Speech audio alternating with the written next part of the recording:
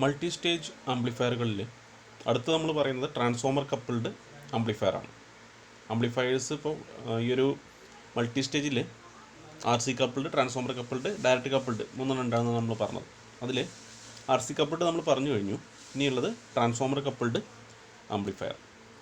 ഇപ്പോൾ transformer coupled ആകുമ്പോൾ ആ ഒരു പേര് സൂചിപ്പിക്കുന്നത് പോലെ തന്നെ കപ്ലിംഗ് ഡിവൈസായിട്ട് ട്രാൻസ്ഫോമർ ഉപയോഗിച്ചിട്ടുള്ള ആംപ്ലിഫയറാണ് ഈ ഒരു ട്രാൻസ്ഫോമർ കപ്പിൾഡ് ആംപ്ലിഫയർ എന്ന് പറയുന്നത്. പവർ ആംപ്ലിഫയർ സ്റ്റേജുകളിലാണ് സാധാരണ ഈ ഒരു ട്രാൻസ്ഫോമർ കപ്ലിംഗ് മെത്തേഡ് ഉപയോഗിക്കുന്നത് പവർ ആംപ്ലിഫയേഴ്സിൽ. അപ്പോൾ ഇത്തരം ആംപ്ലിഫയറുകളിൽ ട്യൂൺഡ് ആംപ്ലിഫയറായിട്ടും മറ്റു ആംപ്ലിഫയറുകളായിട്ടൊക്കെ ഉപയോഗിക്കുന്ന സമയത്ത്, സിംഗിൾ എൻഡഡ് ആയാലും ഡബിൾ എൻഡ് ആയിട്ടും ഉപയോഗിക്കുന്ന സമയത്ത് അതിൻ്റെ ഔട്ട്പുട്ടിൽ വരുന്ന ആ ഒരു ട്രാൻസ്ഫോമർ എന്തായിട്ട് ഉപയോഗിക്കുന്നു? കപ്ലിംഗ് ഡിവൈസായിട്ട് ഉപയോഗിക്കുന്നു. ഇവിടെ കാണിച്ചിരുന്ന സർക്യൂട്ട് ഒരു 2 സ്റ്റേജ് ട്രാൻസ്ഫോമർ കപ്പിൾഡ് ആംപ്ലിഫയറാണ്. 2 സ്റ്റേജുള്ള ഒരു ട്രാൻസ്ഫോമർ കപ്പിൾഡ് ആംപ്ലിഫയറാണ് ഡയഗ്രത്തിൽ കാണിച്ചിട്ടുള്ളത്. അതിൽ 2 ട്രാൻസിസ്റ്റേഴ്സ്, അത് ആദ്യത്തെ സ്റ്റേജിൽ R1 R2, അടുത്ത സ്റ്റേജിൽ R1 R2. ഇത് രണ്ടും ബേസ് ബയാസിങ് റെസിസ്റ്റേഴ്സാണ്. ഇൻപുട്ടിൽ ഒരു കപ്ലിംഗ് അല്ലെങ്കിൽ ബൈപ്പാസിങ് കപ്പാസിറ്റർ കണക്ട് ചെയ്തിട്ടുണ്ട്. ഇൻപുട്ടിലുള്ള ബൈപ്പാസിങ് കപ്പാസിറ്റർ. അതുപോലെ തന്നെ RECE, ഈ ഒരു നെറ്റ്വർക്ക്, RECE നെറ്റ്വർക്ക് 2 ട്രാൻസിസ്റ്ററുകൾക്കും സ്റ്റെബിലൈസേഷൻ നൽകാൻ വേണ്ടിയിട്ട് ഉപയോഗിക്കുന്നു. ട്രാൻസ്ഫോമറുകൾ, ആദ്യത്തെ ട്രാൻസ്ഫോമർ രണ്ടാമത്തെ സ്റ്റേജിനെ കപ്പിൾ ചെയ്യാനും, ഇത് രണ്ടാമത് ഉപയോഗിക്കുന്ന ഈ ട്രാൻസ്ഫോമർ എന്ന് പറയുന്നത് ഇവിടെ ഔട്ട്പുട്ട് ട്രാൻസ്ഫോമർ ആയിട്ടാണ് ഉപയോഗിച്ചിട്ടുള്ളത്. കാരണം ഇത് 2 സ്റ്റേജ് ഉള്ളത് കൊണ്ടാണ് എന്തായിട്ട് ഉപയോഗിച്ചത്? ഔട്ട്പുട്ട് ട്രാൻസ്ഫോമറായിട്ട് ഉപയോഗിച്ചത്. 2 സ്റ്റേജ് ആയതുകൊണ്ട് ഇത് ഔട്ട്പുട്ട് ട്രാൻസ്ഫോമറായി. ഇനി 3 സ്റ്റേജ് ഉണ്ടെങ്കിൽ എന്തായിട്ട് ഉപയോഗിക്കും? ഇത് കപ്ലിംഗ് ട്രാൻസ്ഫോമറായിട്ട് ഉപയോഗിക്കും. ആ രീതിയിലാണ് അതിൻ്റെ കണക്ഷൻ എന്ന് പറയുന്നത്. അപ്പോൾ ഈ രീതിയിൽ 2 സ്റ്റേജിലുള്ള ഒരു ട്രാൻസ്ഫോമർ കപ്പിൾഡ് ആംപ്ലിഫയറാണ് നമ്മളിവിടെ കാണിച്ചിട്ടുള്ളത്. അപ്പോൾ അതിൻ്റെ സിഗ്നൽ, ഇൻപുട്ട് സെക്ഷനിലേക്ക് സിഗ്നൽ കൊടുക്കുന്ന സമയത്ത് സിഗ്നൽ എന്ത് ചെയ്യുന്നു? കപ്പാസിറ്റർ വഴി, ബേസിലുള്ള കപ്പാസിറ്റർ വഴി നേരെ ബേസിലേക്ക് എത്തുന്നു. ആ സമയത്ത് ബേസ് കറണ്ട് ഉണ്ടാവുന്നു. സിയിലൂടെ IC കറണ്ട് പ്രവഹിച്ചിട്ട് അത് നേരെ കപ്പിൾഡ് ഡിവൈസിലേക്ക് എത്തും. അപ്പോൾ ഈ സമയത്ത് ഇവിടെ കിട്ടുന്ന സിഗ്നൽ എന്ന് പറയുന്നത് സ്വാഭാവികമായിട്ടും 180 ഡിഗ്രി ഫേസ് ഷിഫ്റ്റ് വന്ന സിഗ്നലായിരിക്കും. ആദ്യത്തെ ട്രാൻസിസ്റ്റർ, നമുക്ക് സാധാരണ ഈ ട്രാൻസിസ്റ്റർ Q1 Q2 എന്ന് പേര് കൊടുക്കാം.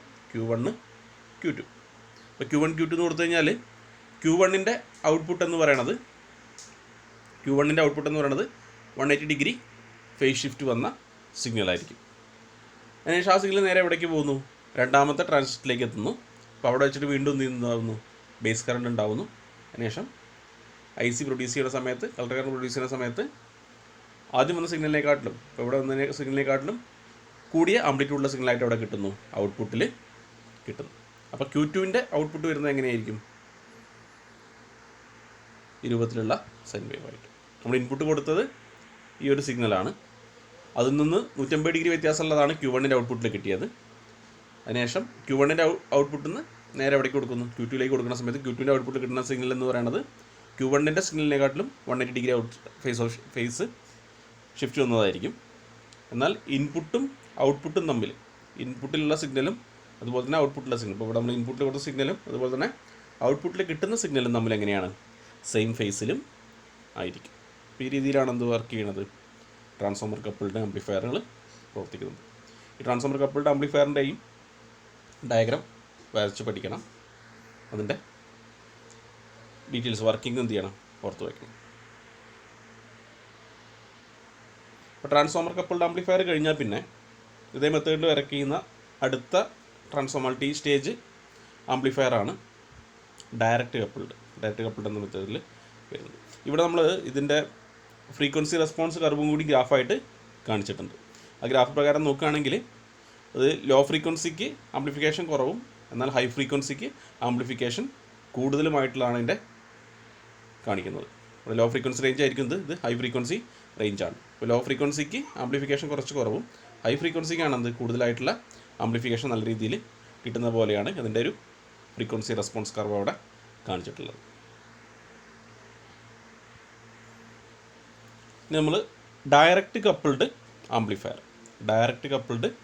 ആംപ്ലിഫയർ ആണുള്ളത്.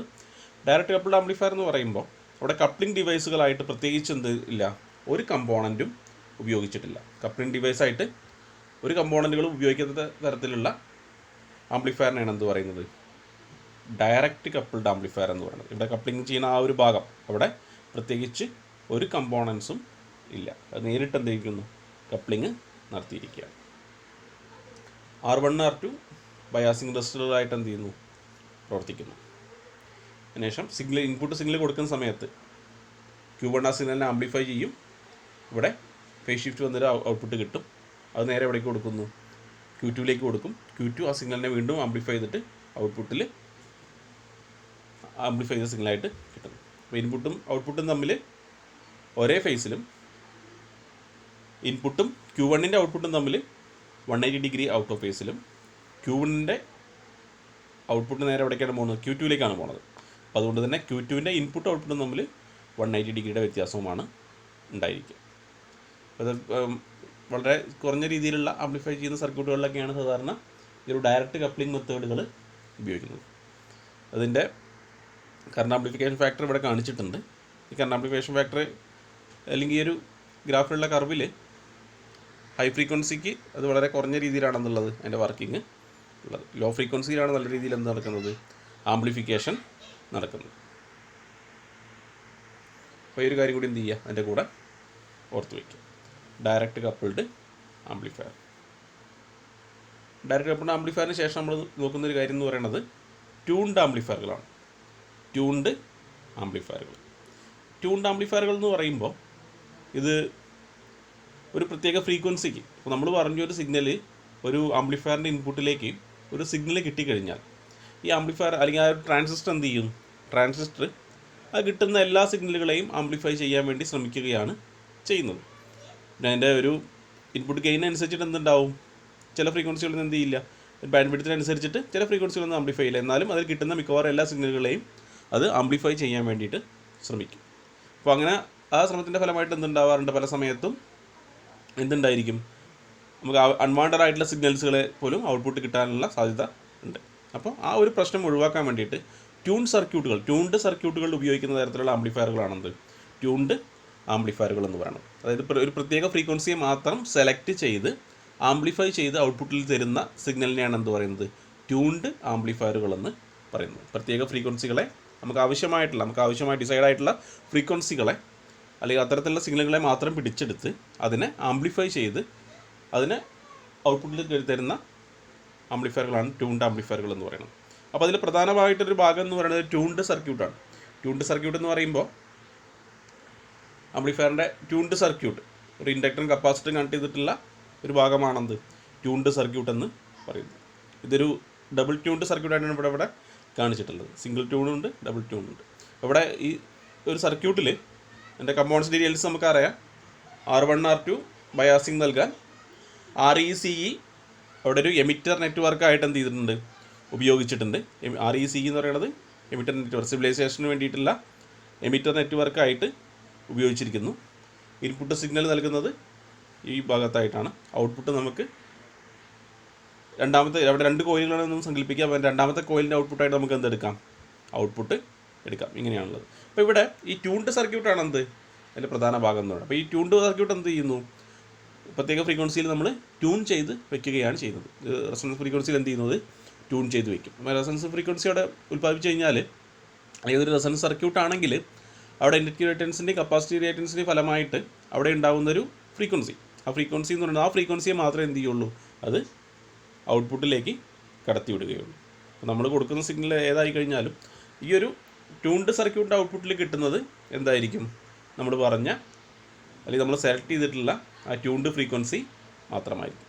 ബാക്കി ഇപ്പോൾ ഇൻപുട്ടിലൊരു സിഗ്നൽ കൊടുക്കുന്നു, അതിനെ ട്രാൻസിസ്റ്ററിലേക്ക് എത്തുന്നു, ആംപ്ലിഫൈ ചെയ്യുന്നു, എന്നിട്ട് എന്ത് ചെയ്യുന്നു, നമ്മളത് ആ സിഗ്നലിനെ ട്യൂൺഡ് സർക്യൂട്ടിലേക്ക് എത്തിക്കും. അപ്പോൾ ട്യൂൺഡ് സർക്യൂട്ട് വെച്ചിട്ടാണ് നമ്മൾ എന്താ ട്യൂണിങ് നടത്തുന്നത്. ട്യൂണിങ് എന്നുള്ള ഫംഗ്ഷനാണത്. സെലക്ട് ചെയ്യുക സിഗ്നലുകൾ, നമുക്ക് ആവശ്യമായിട്ടുള്ള സിഗ്നലുകളെ സെലക്ട് ചെയ്യാം. റേഡിയോ റിസീവറിലും അതുപോലെ TV റിസീവറുകളിലൊക്കെ ചാനലുകൾ സെലക്ട് ചെയ്യുന്നത് ഈ രൂപത്തിലാണ്.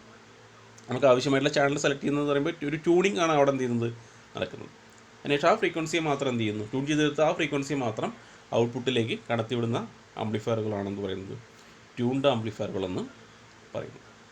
അപ്പോൾ ഈ ഒരു കാര്യം കൂടി എന്ത് ചെയ്യണം, ഇതിൻ്റെ കൂടെ ഓർത്ത് വയ്ക്കണം. Tuned amplifier. ആംപ്ലിഫയേഴ്സിലുള്ള അടുത്ത ടൈപ്പാണ് എന്ത്, ഈ ട്യൂൺഡ് ആംപ്ലിഫയർ. ഇതിൻ്റെ എന്ത് ചെയ്യണം, സർക്യൂട്ട് വരച്ച് പഠിക്കണം. ഇനി ആംപ്ലിഫയറുകളിൽ നമ്മളതിൻ്റെ ഫീഡ്ബാക്ക് എന്നുള്ളൊരു സെക്ഷൻ നോക്കുകയാണ്.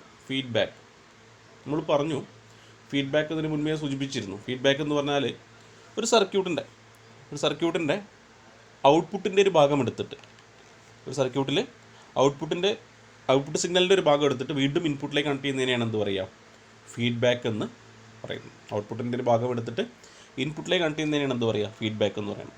അപ്പോൾ ഒരു ആംപ്ലിഫയറിൽ ഇങ്ങനെ ഒരു ഫീഡ്ബാക്ക് കൊടുക്കുന്നത് മൂലം, അല്ലെങ്കിൽ ആംപ്ലിഫയറിൽ ഇങ്ങനെ ഒരു ഫീഡ്ബാക്ക് കൊടുക്കുന്നതിൻ്റെ ഒരു ആവശ്യം എന്ന് പറയുന്നത്, ഇങ്ങനെ നൽകുന്നത് മൂലം ആംപ്ലിഫയറിൻ്റെ ഗെയിന്, ബാൻഡ് വിഡ്ത്ത്, ഡിസ്റ്റോർഷൻ ഇതൊക്കെ അനുയോജ്യമായ രീതിയിൽ നമുക്ക് എന്ത് ചെയ്യാൻ പറ്റും, നിലനിർത്താൻ വേണ്ടിയിട്ട് സാധിക്കും. കാരണം ഔട്ട്പുട്ടിൽ എന്താ വ്യത്യാസം, അല്ലെങ്കിൽ ഔട്ട്പുട്ട് എങ്ങനെയാണ് ഇരിക്കുന്നത് എന്നുള്ളത് ഇൻപുട്ടിനെ ബോധിപ്പിക്കുന്ന രീതിയിലുള്ള ഒരു സിഗ്നലാണ് എന്ത് ചെയ്യുന്നത്, ഈ ഒരു ഫീഡ്ബാക്ക് എന്ന് പറയുന്നത്. അപ്പോൾ ഔട്ട്പുട്ടിൽ എന്തെങ്കിലും വ്യത്യാസം വന്നു കഴിഞ്ഞാൽ ഇൻപുട്ട് എപ്പോഴും ഒരു സ്ഥിരമാക്കി നിർത്താൻ വേണ്ടിയിട്ട് ആര് ശ്രമിക്കും, ആ ഒരു സർക്യൂട്ട് ശ്രമിക്കും. അതിലുള്ളൊരു സംവിധാനമായിട്ടാണ് എന്ത് കൊടുക്കുന്നത്, ഫീഡ്ബാക്ക് നൽകുന്നത്. അപ്പോൾ ഒരു സർക്യൂട്ടിൻ്റെ ഔട്ട്പുട്ട് സിഗ്നലിൻ്റെ ഒരു ഭാഗം ഇൻപുട്ടിലേക്ക് കണക്ട് ചെയ്യുന്നതിനാണ് എന്ത് പറയുക, ഫീഡ്ബാക്ക് എന്ന് പറയുന്നത്. ആംപ്ലിഫയർ സർക്യൂട്ടിൽ ഇങ്ങനെ ചെയ്യുന്നതിൻ്റെ ഫലമായിട്ട് ഗെയിന്, ബാൻഡ് വിഡ്ത്ത്, ഡിസ്റ്റോർഷൻ ഇവയൊക്കെ എന്ത് ചെയ്യാൻ പറ്റും, വളരെ സ്യൂട്ടബിളായിട്ട് രീതിയിൽ, അല്ലെങ്കിൽ അനുയോജ്യമായ രീതിയിൽ അത് മെയിൻറ്റെയിൻ ചെയ്ത് നിർത്താൻ, അല്ലെങ്കിൽ അതിൻ്റെ അവസ്ഥ നിലനിർത്താൻ എന്ത് പറ്റും, സാധിക്കും.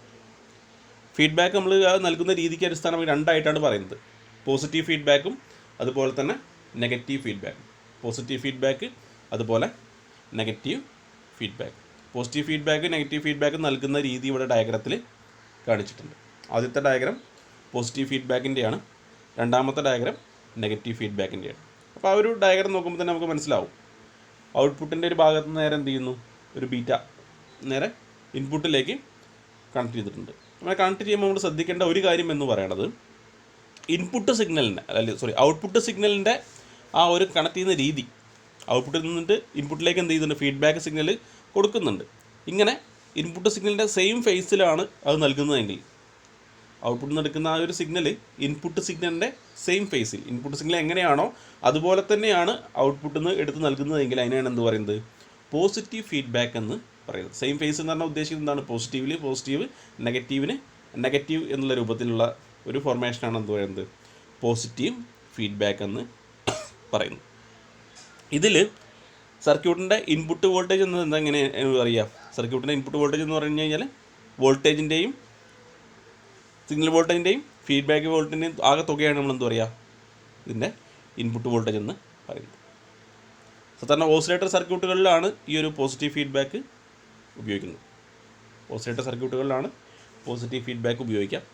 നമ്മൾ ആംപ്ലിഫയറുകൾ സാധാരണ ഉപയോഗിക്കുന്നത് ഏതാണ്, നെഗറ്റീവ് ഫീഡ്ബാക്കാണ് ആംപ്ലിഫയറുകളിൽ ഉപയോഗിക്കാം.